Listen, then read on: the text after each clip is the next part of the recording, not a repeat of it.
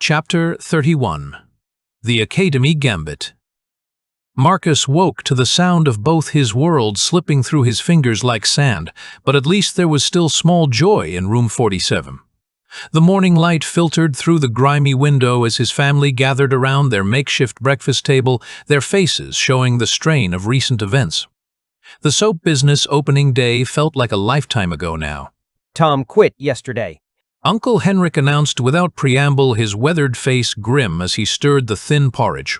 Without following the king's commands, they're gonna crush us all. Dad, don't worry about it. Marcus is gonna find money and I'll protect whatever he earns. No more Blackstone brothers getting their hands on our hard work. Tom straightened, his massive shoulders completely unrepentant. Tom, without establishing anything first, you shouldn't have done that. Also, you can't protect me from these people. They're dangerous, all wielding magic. Marcus felt exhaustion creeping into his voice. Magic. The word sat heavy in his mind like a stone. Today he was going to go to the academy for his so-called inventions. Maybe he'd get money, but more importantly, he intended to get answers that might help him and his family stay alive in this increasingly hostile city. Tim and Tam looked up from their wooden toys as heavy footsteps approached their door, followed by an authoritative knock that made everyone freeze mid-bite. Marcus's father opened the door to reveal two rude guards flanking the same official who had registered them weeks ago. The man's metal pin gleamed in the morning light, marking him as a local authority. You and your family. The officer said with obvious disdain, stepping into their cramped quarters without invitation. I should have guessed it would be you causing problems. His cold eyes swept the room, taking inventory of every family member. By royal records, there are now 3 eligible men plus 2 kids who aren't providing anything to this society. His gaze fell on Tim and Tam, who had stopped playing with their toys. The new immigration policies are clear about such situations.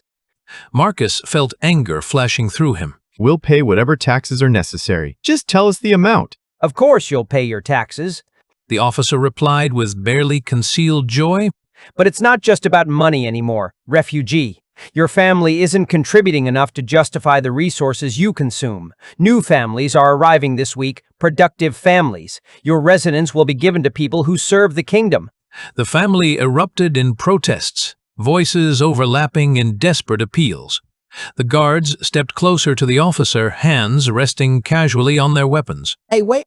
Tom said, stepping forward. I'll go back to the mines right now. Don't kick us out, please. No need to beg, young man. The officer said dismissively, already turning toward the door. Start working again and the relocation office will consider your case. It's the only way to discipline these masses properly. After they left, the family broke into frantic discussion. Marcus's aunts were crying quietly while his uncles tried to calculate how quickly they could find additional work. Grandpa's hands shook as he attempted to think of solutions, his persistent cough-making speech difficult. I'll figure it out, Marcus said finally, his voice cutting through the chaos like a blade. Everyone turned to look at him, hope and desperation warring in their expressions.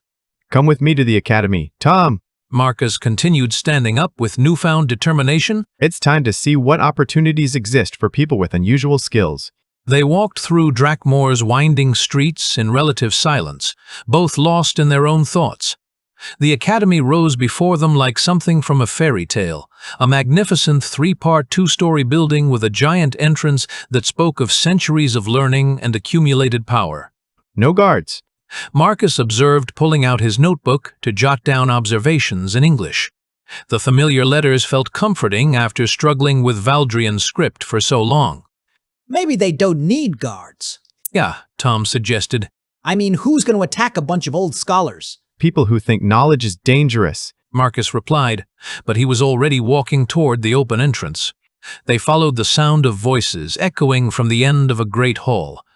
A couple of professor-looking people stood near an entrance, watching something inside with rapt attention. They were so focused they didn't even notice Tom and Marcus approaching. Marcus peered around one of the professors and felt his breath catch. Inside lay a grand auditorium packed with children, teens and young adults, all listening with complete attention.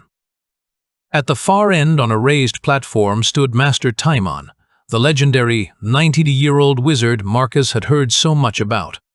Even from a distance, Marcus could see the man's passion as he gestured to his audience, his voice carrying clearly through the hall. Remember, children, your abilities don't define you. Master Timon was saying, his ancient voice filled with conviction. Your actions are what matter. This world has suffered from plagues, diseases, famines, and mostly petty wars between idiot kings. He's pretty direct for a fancy academy master. Tom nudged Marcus. But today we face the greatest threat. Master Timon continued, and Marcus saw tears beginning to roll down the ancient wizard's cheeks. And I'm afraid my generation couldn't stop this menace. The auditorium fell completely silent. Even the youngest children seemed to understand the gravity of his words. This burden belongs with you. The master said, his voice breaking slightly. And not just the brightest students or those with the deepest magical foundations. All of you must defend our existence. He wiped his face with the back of his hand and managed a genuine smile. Thank you for listening to this old man's rambling. Getting old has made me quite the crybaby, I'm afraid. The students chuckled sympathetically. Master Timon waved his hands in a complex pattern, and suddenly colorful objects began raining down on the audience. Candies, Marcus realized. Marcus, look, it's candy. Tom's massive hand shot out, catching one with surprising grace. The whole class burst into delighted laughter, the tension of the serious moment breaking like a dam. But then Master Timon suddenly sat down hard on his chair, his face contorting in obvious pain. Oh no. One of the professors muttered, rushing into the auditorium. All the other professors immediately followed, bringing water and trying to assess the ancient wizard's condition. Students began filing out quickly but quietly, clearly accustomed to such emergencies. Marcus of Millhaven, right? A familiar voice said behind them. Marcus turned to see Alice Brightshield, Sister Cora's younger sister. She looked like her older sibling, but with softer features, longer hair, and the ink-stained fingers of someone who spent their days with books and scrolls. Thank you for coming. Alice continued, her excitement barely contained, despite the crisis unfolding in the auditorium. I want to introduce you to Master Timon. When I told him about your innovations, he immediately wanted to meet you. Marcus, the old man, isn't well. You gotta do something. Tom pulled at Marcus's sleeve urgently. They followed Alice into the auditorium, where the professors had pulled another chair over and were helping Master Timon lie back. His breathing was shallow and labored, his usually bright eyes dim with exhaustion. What happened?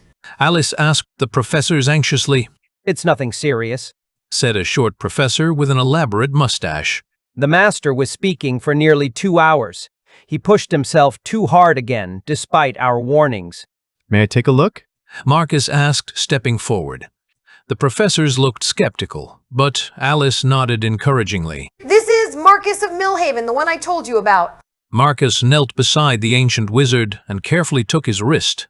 Even without modern equipment, he had learned to check blood pressure and heart rate from caring for Grandpa back in Millhaven. But Grandpa was old by medieval standards at 64. Master Timon was old in every conceivable sense. Rumors said he was 190 years old. The wizard's pulse was weak and irregular, his skin pale and clammy.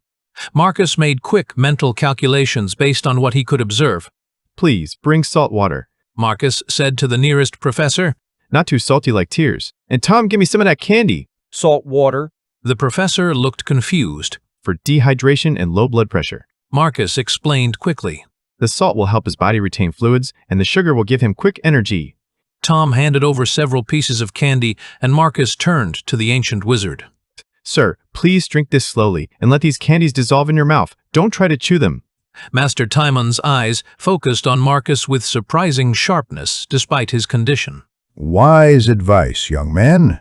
As the professors bustled around providing salt water and making the master more comfortable, Marcus found himself in quiet conversation with the legendary wizard. Color was gradually returning to the ancient face, and his breathing was becoming more regular. Much better. Master Timon said after several minutes, his voice gaining strength. You have medical training? Some experience with the basics. Doh! Marcus replied carefully. My grandfather has similar episodes sometimes. Impressive diagnosis. the master said, struggling to sit up properly. Most people would have simply called for prayers and hoped for the best. Master, this is Marcus of Millhaven, the one I told you about. The innovations with paper and printing? Alice leaned forward eagerly. Ah, yes, the mysterious refugee with unusual knowledge. Let's go to my chambers, shall we? I would like to meet this gentleman properly. Are you sure you're strong enough? Marcus asked. Young man, Master Timon said with a slight smile. at my age, if I waited until I felt strong enough for everything, I'd never leave my bed.